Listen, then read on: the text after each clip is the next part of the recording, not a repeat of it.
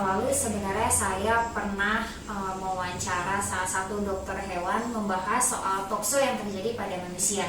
Linknya nanti saya taruh somewhere over the rainbow. Nah, lalu sekarang yang mau dibahas adalah kucing saya yang terkena tokso. Jadi saya cerita dulu. Saya lupa harinya kapan, mungkin minggu lalu, mungkin 2 minggu yang lalu. Ya kayaknya lah 10 hari yang lalu. Kucing saya Miming yang ada di bawah itu diare, ada semburat darahnya, lalu nggak mau makan. Jadi saya pikir dia terkena panleukopenia. Nah, waktu itu dokter sebenarnya sudah menawarkan ke saya apakah mau tes kit panle. Nah, jiwa kisminnya nyala, lalu saya bilang nggak usah tes, palingan panle gitu kan udah kelihatan dok gitu. Cuman setelah 2 hari infus nggak dia saya gini, kalau yang menguasai maksudnya sudah terbiasa sama panle, kalau 2 hari itu pasti ya antara pulih atau mati gitu. Nah ini nggak dua-duanya gitu. Nah terus akhirnya saya mikir oke deh, kayaknya tes panle aja jadi bisa ketemu masalahnya apa. Akhirnya tes panle dan ternyata hasilnya negatif. Nah bingung kan tuh. Akhirnya dokter waktu itu menyarankan ya udah coba tes darah. Nah terus saya ACC, lalu terus udah gitu ini hasilnya. Sejujurnya ketika hasilnya muncul saya nggak seberapa nyimak karena saya ngurusin yang lain, jadi saya iya aja padahal sebenarnya nggak nyimak gitu. Terus lalu dokter memberikan kemungkinan ini asumsinya ini atau ini gitu. Terus udah gitu mau tes kit tokso atau enggak gitu. Terus saya bilang ya udah tes aja. Mengapa kok saya melakukan banyak tes ke Ming? Gini ceritanya, Ming itu hidup sama saya dikasih orang 2017 apa 2018 saya lupa deh. Nah pas 2018 apa 2017 itu kayaknya 2018 seminggu Ming sama saya itu pipis berdarah.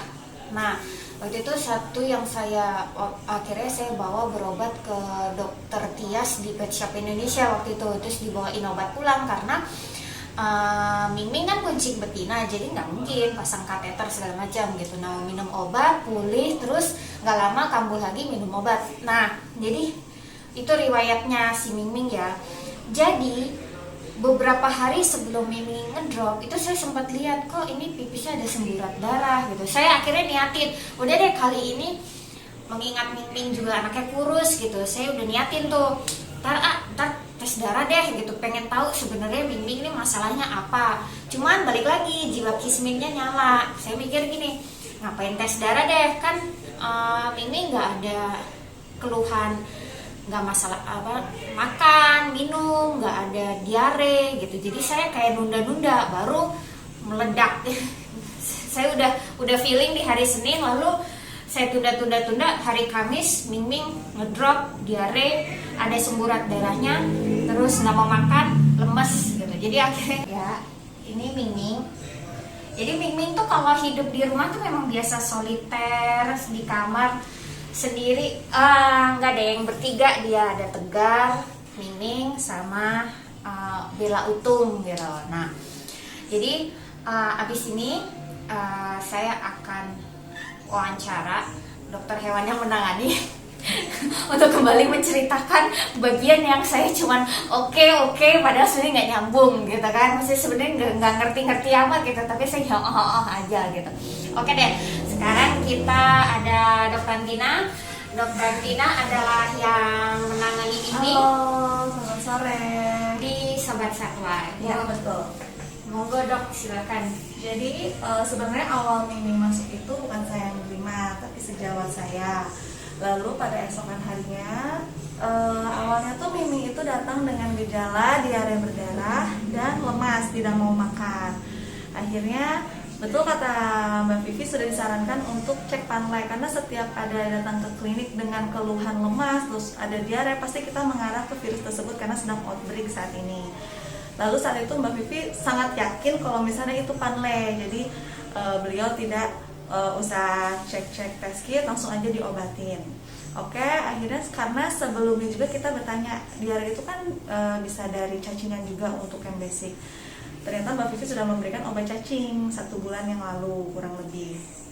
Lalu kita tidak jadi tes kit panle, tetapi pada saat 5 hari setelah pengobatan ternyata diarenya masih berdarah, padahal sudah kita kasih obat anti diare dan kita kasih antibiotik.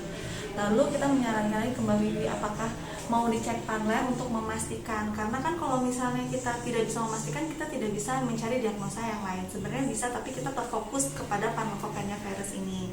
Akhirnya dicek kata Mbak Vivi. Lalu pas dicek ternyata hasilnya negatif. Jadi selama ini yang kita duga itu panle ternyata tidak. Akhirnya setelah negatif baru kita berpikir, setelah berapa hari ini tidak ada perubahan, akhirnya kita mengajukan untuk cek darah. Mbak Vivi mengiyakan, lalu kita cek darah lengkap, cek hematologi dan cek kimia darah. Begitu hasilnya keluar, ini saya bacakan hasil tes darahnya. Jadi Ming itu mengalami anemia, karena kan anemia ditandai dengan hemoglobinnya rendah dan hematokritnya yang rendah juga. Lalu Ming juga ada trombositopenia karena PLT-nya itu atau trombositnya juga rendah. Lalu hipoalbuminemia karena tadi dengan albuminnya rendah juga. Lalu ada juga bilirubin yang tinggi. Kalau bilirubin yang tinggi itu biasanya kita ada masalah di prehepatik, hepatik atau poshepatiknya. Lalu untuk masalah yang tidak ada, fungsi ginjal pun masih oke, walaupun Ming ini sudah usia yang senior. Nah, setelah terkumpul data-data, akhirnya kita mencari diferensial diagnosa apa aja yang dari hasil cek darah dan dari gejala klinisnya. Lalu kita berdiskusi dan menemukan untuk yang pertama itu kita curiga adanya infeksi Giardia amoeba atau kita harus cek feses. Lalu yang kedua adalah tokso. Kalau misalnya tokso kan berarti harus tes kit. Lalu ada parasit darah juga dengan ulas darah. Lalu kita mengarah juga ke FIP. Nah, untuk diagnosa berikutnya adalah hepatic problem. Jadi ada masalah di hepatiknya. Diagnosa berikutnya adalah adanya IBD. IBD itu kan inflammatory bowel disease yang kronis. Karena IBD itu pasti fili-fili ususnya itu kan sudah tidak berfungsi, makanya kenapa fesesnya Ming itu selalu berdarah.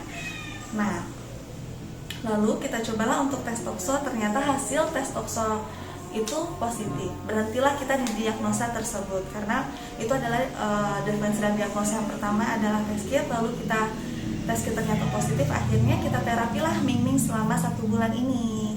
Jadi Ming selama 1 bulan ini kita terapi, alhamdulillah Ming sudah mau makan, sudah lincah, sudah sehat lagi. Pupnya pun sudah tidak berdarah, walaupun sekarang pupnya itu konsistensinya masih agak lembek, jadi masih pasta. Nanti setelah 1 bulan pengobatan akan kita tes kit lagi apakah masih positif atau tidak. Kan aku ingat waktu itu dikirim foto atau dikirim video gitu, obatnya banyak banget. Jadi karena obatnya banyak banget saya nyerah gitu. Sebenarnya bukan banyak macamnya, tapi obatnya tuh disiapin buat 30 hari. Biasanya kan kalau kita berobat biasanya disiapinnya cuma buat seminggu kan, ini disiapin sampai 30 hari dan sehari 2 kali. Udahlah, itu saya udah langsung mengibarkan bendera putih, pasti nggak bisa disiplin jalanin. Nah, kalau boleh tahu itu obatnya apa dok, isinya? Isi obatnya itu ada antibiotik sama multivitamin. Jadi selama 30 hari itu kita hanya kasih itu dulu. Oke. Ternyata masalah tokso ini bisa diatasi dengan antibiotik dan multivitamin. Ya. Pelan-pelan si Ming pulih. Ya. Oke. Nah, pertanyaan berikutnya, kalau misalnya setelah ketika yang pas aku bingung ini tokso, aku bingung ini panle atau bukan, karena kan dia konsisten gitu kan. Aku memutuskan nggak mau tes darah, nggak mau tes apapun itu kan sebenarnya urutannya panjang tuh ya. kalau misalnya habis tes darah kemungkinan pilihannya kan tes tokso, lalu terus waktu itu ada tahap berikutnya harus tes apa. Nah kebetulan kan ketemu di yang pertama nih tes tokso. Kalau misalnya aku nggak tes darah dan nggak tes tokso, apa yang terjadi dengan pengobatan ini? Berarti kita masih terpaku pada Mingming itu terkena virus Thanatophorina itu. Jadi virus tersebut kan kita kasih antibiotik juga, tetapi antibiotik itu kan tidak spesifik, berspektrum yang luas gitu. Karena itu kita masih virusnya Thanatophorus, terus berarti kita obatin antibiotik untuk pencernaan dan kita kasih anti diare, jadi tidak spesifik untuk parasit. Oke, jadi itu ya gambarannya kenapa kasarnya keluar biaya untuk tes darah dan ada tes kit tokso ini semata-mata jadi supaya mengerucut, jadi presisi gitu ya, apa yang masalahnya apa, diobatinya pakai apa gitu. Oke, jadi si Mingming itu setelah minum obat berapa hari ya? 5 hari, 7 hari? 5-7 waktu itu kan ya Mbak ya, tapi belum ada hasil apa-apa. Terus Ya, mulai disiapin obat tokso kalau nggak salah hari Jumat ya. Ya. Dan sekarang adalah hari Rabu. Rabu sekitar 5 hari kalau nggak salah. Mulai makan kemarin kan ya? ya sudah mau mulai makan, alhamdulillah. Jadi Jumat, Sabtu, Minggu, Senin, Selasa. Jadi setelah pengobatan 5 hari udah Mingming udah mulai mau makan, jadi udah nggak tergantung infus. Jadi bingung lagi. Mingming tuh ada masanya benar-benar tergantung infus, dia nggak mau makan sama sekali. Nah sekarang dia mau makan, walaupun makanannya keringan pula, jadi dia nggak harus tergantung pada makanan basah gitu. Nah kurang lebih itu gambarannya. Nah nanti saya akan buat ini videonya. Pengobatannya kan sebulan nih. Nanti setelah sebulan apa dok? Nanti setelah sebulan kita tes kit lagi apakah hasilnya positif atau negatif. Kalau misalnya hasilnya positif, berarti nanti kita akan pikirkan lagi untuk jangka panjangnya untuk pengobatan Mingming. Oke, kalau misalnya nanti hasilnya negatif, saya ada rencana bikin video bagian kedua dari video ini adalah jadi kita akan ketemu lagi 3 minggu, pokoknya sampai obatnya Mingming habis. Nanti aku pengen shoot pas Mingming di tes lagi untuk ngecek kalau memang udah dinyatakan negatif bersih. Biar plong, aku juga pengen bikin video aku ke Prodia ambil tes tokso juga untuk menunjukkan gimana dengan kondisiku gitu. Karena orang suka paranoid gue kalau misalnya kucingnya tokso berarti bulunya nggak boleh dipegang gitu. Nah tadi bisa lihat saya tetap pegang Mingming gitu, pegang bulunya Mingming. Ya yang saya lakukan sih sebenarnya namanya juga berurusan sama protozoa ya, simpel sih, cuci tangan gitu, sama seperti ngadepin COVID ini ya cuci tangan gitu kan. Terus nanti saya akan tunjukin hasilnya kelanjutannya di video kedua. Ini video pertama sekedar intro kayak apa sih kucing dengan tokso. Ini kasusnya di Mingming. Mungkin kalau kena di kucing lain ya beda-beda. Karena setahu saya kucing kan cuma inang ya dok. Ada kucing yang nggak menunjukkan gejala kan? Ada. Nah, jadi ada kucing yang dengan tokso nggak menunjukkan gejala sama kayak OTG gitu. Jadi ya kurang lebih ini cerita dari pribadi saya, ya kebetulan saya nggak punya stok 30 kucing tokso gitu buat dibikin apa perbedaan-perbedaannya, cuman semoga dari cerita Mingming dapat gambaran. Oke.